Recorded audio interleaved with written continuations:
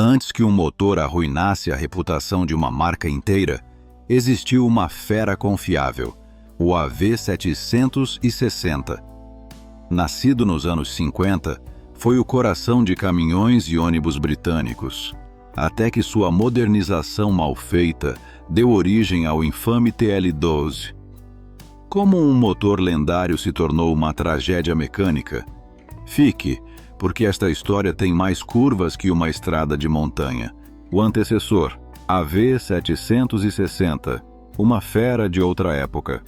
Antes que o TL-12 ficasse famoso por todas as razões erradas, existia o AV760. Um verdadeiro cavalo de batalha, nascido em outra era. Desenvolvido pela AEC no final da década de 1950, o AV760 era um grande motor diesel de 6 cilindros em linha e 11,6 litros. Alimentava ônibus, caminhões e praticamente qualquer coisa em que pudesse ser aparafusado. Barulhento, pesado e longe de ser refinado, mas cumpria seu propósito. Os operadores confiavam nele. Os mecânicos o conheciam a fundo. Em uma Grã-Bretanha pós-guerra, reconstruindo suas rotas e redes de transporte, isso importava mais do que a elegância. Quando a AEC foi absorvida pela Leyland nos anos 60, o AV760 continuou em uso. E, por um tempo, funcionou. Durante os anos 70, manteve as frotas em movimento. Mas o mundo mudava rapidamente. Os preços do combustível subiam, as normas de emissões endureciam e a concorrência continental se tornava feroz. A simplicidade robusta já não bastava. O erro fatal: modernizar sem redesenhar. Em vez de investir em um design completamente novo, a Leyland apostou no conhecido.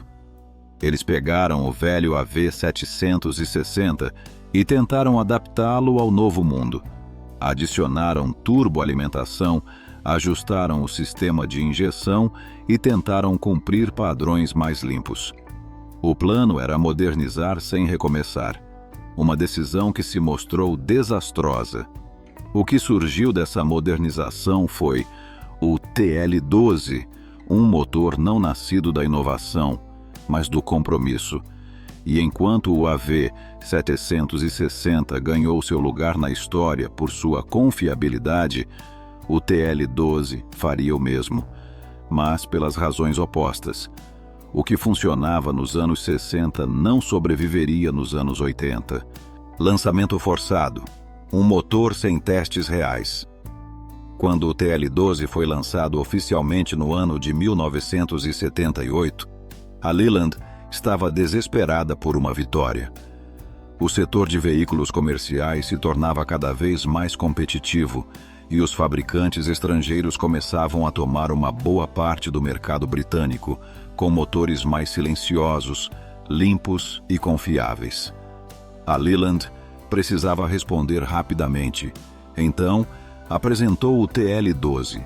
No papel, parecia um motor moderno, mantinha a configuração de 6 cilindros em linha e 11,6 litros, agora com turbo, um novo cabeçote, injeção de combustível revisada e um perfil de escape mais limpo. A potência atingia cerca de 240 cavalos de força. Os folhetos prometiam melhor economia de combustível, maior torque e um funcionamento mais suave. Mas tudo era uma fachada. Sob esses retoques, o TL-12 continuava sendo um AV760 disfarçado. O bloco e a carcaça não foram redesenhados.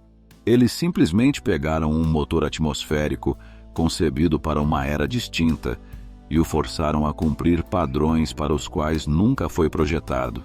Falhas imediatas e custosas. O resultado era previsível. Tensões internas elevadas, problemas de refrigeração e um motor que funcionava sempre no limite de sua resistência. E o pior, não houve tempo para testes extensivos em campo. A pressão da alta direção era clara. O TL-12 devia sair, pronto ou não. E claramente não estava. Este motor foi instalado no modelo Marathon e depois no Road Train T45. Inclusive foi usado em ônibus, apesar de desde o início ter mostrado problemas para suportar os ciclos urbanos.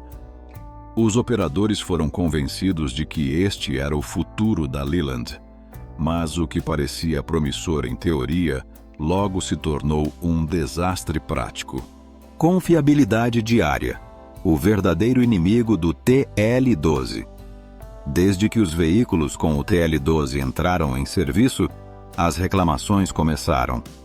No início, eram coisas menores: aceleração preguiçosa, marcha lenta instável, tempo de aquecimento prolongado.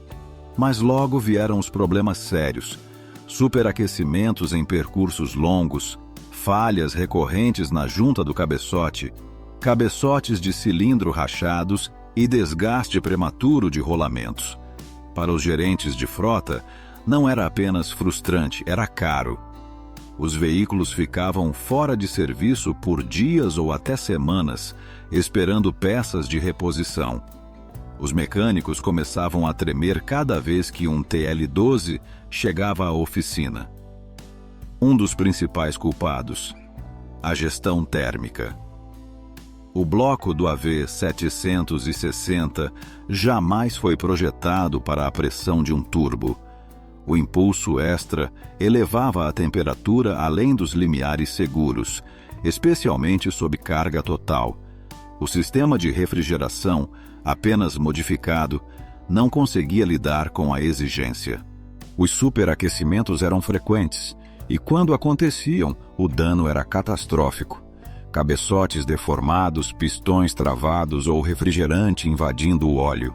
O turbo, uma promessa que também falhou. Nem mesmo o turbocompressor podia salvar o TL12. Montado em uma posição alta dentro do motor, sofria de acúmulo de calor e falta de lubrificação ao desligar o motor. As falhas eram frequentes e custosas. A Leland tentou aplicar correções, melhorias, remendos, mas nenhuma resolvia o problema de fundo. O TL12 era um motor velho, forçado a existir em um mundo novo que não lhe correspondia. Qualidade em queda livre e fabricação irregular. Para piorar as coisas, a qualidade de fabricação havia diminuído. Defeitos nos moldes, montagens inconsistentes e um controle de qualidade deficiente significavam que mesmo quando um TL12 saía bem, sua vida útil era limitada. Com a Leland já lutando contra rumores de pouca confiabilidade, o TL12 só agravou sua reputação. No início dos anos 80, os compradores de frotas estavam dando as costas. Alguns pediam motores Cummins como alternativa. Outros diretamente abandonavam a Leland em favor de Scania ou Volvo. O que a Leland esperava que fosse sua redenção, acabou sendo sua maldição. O problema se expande para os ônibus. Mas o dano não se limitava aos caminhões. Também atingia o transporte público. Em um movimento de corte de custos que acabou explodindo em suas caras, a Leland começou a instalar o TL12 em sua linha de ônibus, especialmente no chassi Leland Tiger, destinado tanto a rotas urbanas quanto interurbanas. No papel, parecia uma boa ideia usar um único motor para múltiplas plataformas, simplificando a logística e o treinamento. Mas havia um problema gigante. O TL12 não era feito para o estresse de partidas e paradas constantes na cidade, nem para as exigências sustentadas de trajetos interurbanos. Era um motor bruto, pesado, obrigado a trabalhar em ciclos delicados e de alta frequência. Falhas públicas e perda de reputação. Como no mundo do transporte de cargas, o padrão se repetiu: superaquecimentos, juntas queimadas, turbos quebrados. Os motoristas reclamavam de aceleração lenta, desempenho errático e ruídos inquietantes. Para os operadores de ônibus, isso era um pesadelo. Antes confiavam em motores Gardner ou Leland ou 680, conhecidos por sua longevidade. O TL-12 não oferecia nem confiabilidade, nem previsibilidade. Pior ainda, as falhas em ônibus não só custavam dinheiro, mas também prejudicavam a imagem. Passageiros encalhados, viagens escolares interrompidas. O escândalo era público. Contratos municipais foram perdidos. Empresas privadas começaram a pedir motores Volvo ou Mercedes-Benz para seus novos veículos. A crise do TL-12 não ficou nas oficinas. Inundou as ruas britânicas, gerou manchetes e deixou a Leland cambaleante. Uma crise que vinha de dentro. No início dos anos 80, estava claro que o TL-12 não ia salvar a Leland, mas o mais importante é que jamais teve uma oportunidade real. Não foi por má sorte, mas pelo caos que se escondia nos bastidores. A Leland não era simplesmente uma empresa em dificuldades, era um experimento político mal gerenciado, uma fusão forçada de companhias díspares, com culturas internas opostas e prioridades contraditórias. Quando o TL-12 estava sendo desenvolvido, a companhia já havia absorvido marcas como AEC, Albion e Scammell, cada uma com seu próprio legado de engenharia, com seus próprios métodos e filosofias.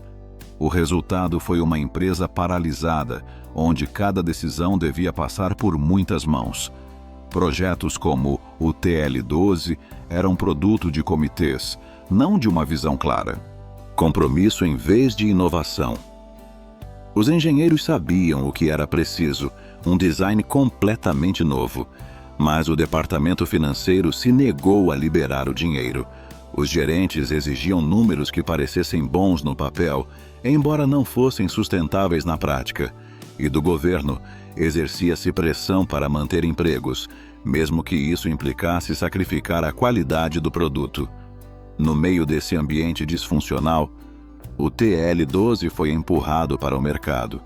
Montado a partir de peças antigas, maquiado com melhorias superficiais e vendido como uma solução moderna, quando na realidade não era. Uma produção que esqueceu o controle de qualidade. As falhas não vinham apenas do design. As fábricas da Leland estavam em declínio. O controle de qualidade era uma ideia distante, algo que se mencionava, mas raramente se executava. Motores saíam com componentes mal alinhados, tolerâncias fora de faixa e sistemas de refrigeração apenas verificados.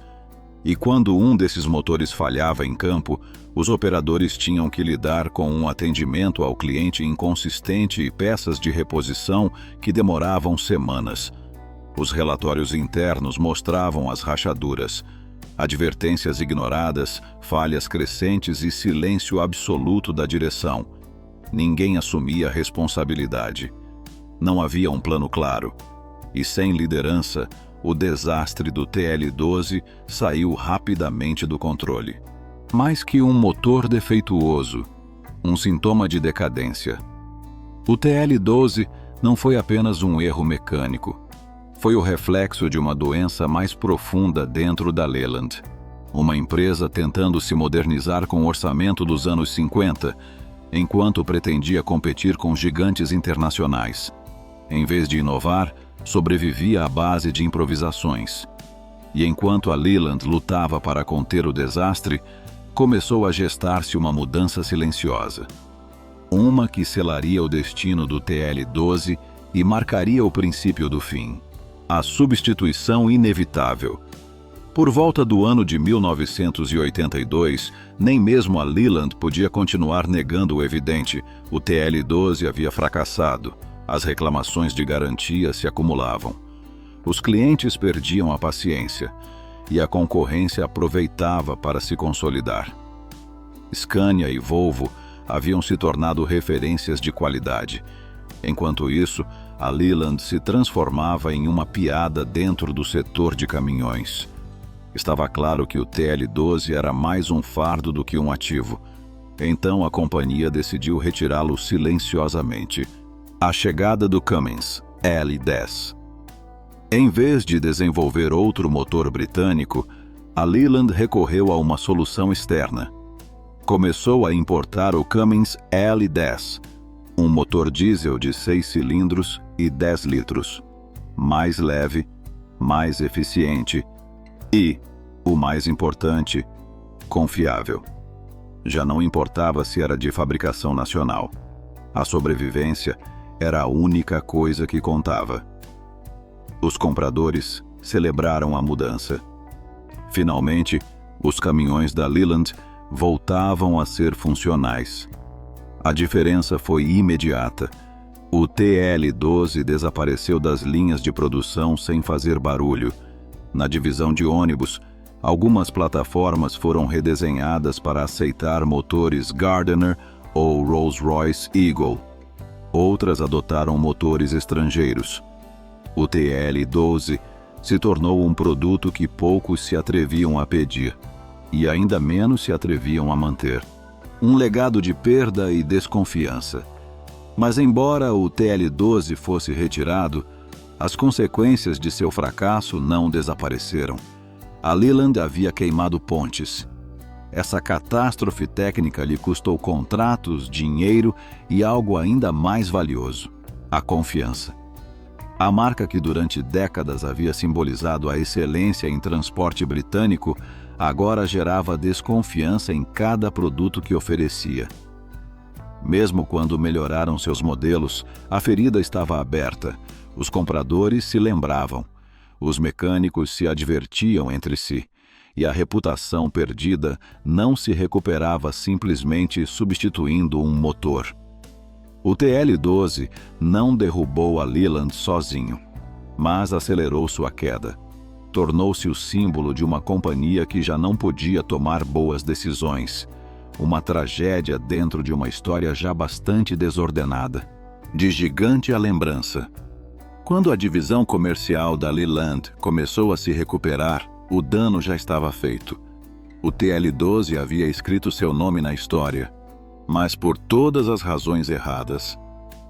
Hoje, este motor mal é mencionado fora dos círculos de entusiastas ou em desmanches. São muito poucos os que continuam funcionando, e os que ainda o fazem certamente foram reconstruídos mais vezes do que seus donos querem admitir, mas seu legado permanece, não pelo que realizou, mas pelo que representou. O preço de comprometer a visão. O TL-12 é um estudo de caso sobre o que acontece quando o compromisso substitui a visão. Supunha-se que modernizaria um legado, mas acabou expondo o quanto a empresa estava atrasada. Cada falha na estrada era um lembrete de que a Leland estava cortando custos, reagindo em vez de liderar e apostando seu futuro. Para os operadores, foi um aviso. Para a concorrência, uma validação. E para os próprios engenheiros da Leland, muitos dos quais sabiam que este motor era uma bomba relógio, foi uma lição amarga sobre o que ocorre quando a direção ignora a realidade. O começo do fim. Depois do TL-12, o declínio da Leland se acelerou. Chegaram as fusões, os resgates estatais, as aquisições estrangeiras. No final dos anos 80, a única coisa que restava era o nome. Os caminhões melhoraram, sim, mas a Leland, como potência britânica autossuficiente, havia desaparecido. Visto em perspectiva, o TL-12 não foi apenas um fracasso técnico, foi um ponto de inflexão, o momento em que a indústria deixou de ver a Leland como um líder e começou a vê-lo como um vestígio do passado. Um aviso para o futuro. É fácil descartar o TL-12 como simplesmente outro motor ruim, mas se observado mais de perto, ele conta uma história muito maior. Uma história de oportunidades perdidas, avisos ignorados e o altíssimo preço de se apegar ao passado. E por isso o TL-12 não foi apenas um motor que falhou, foi o motor que ajudou a enterrar um titã. Se esta história do TL-12 e sua queda precipitada te prendeu, Não se esqueça de deixar seu like, se inscrever e ativar o sininho para mais relatos sobre os motores que marcaram ou arruinaram a história. Nos vemos na próxima entrega, onde cada pistão tem algo a contar e cada fracasso deixa uma lição sob o capô.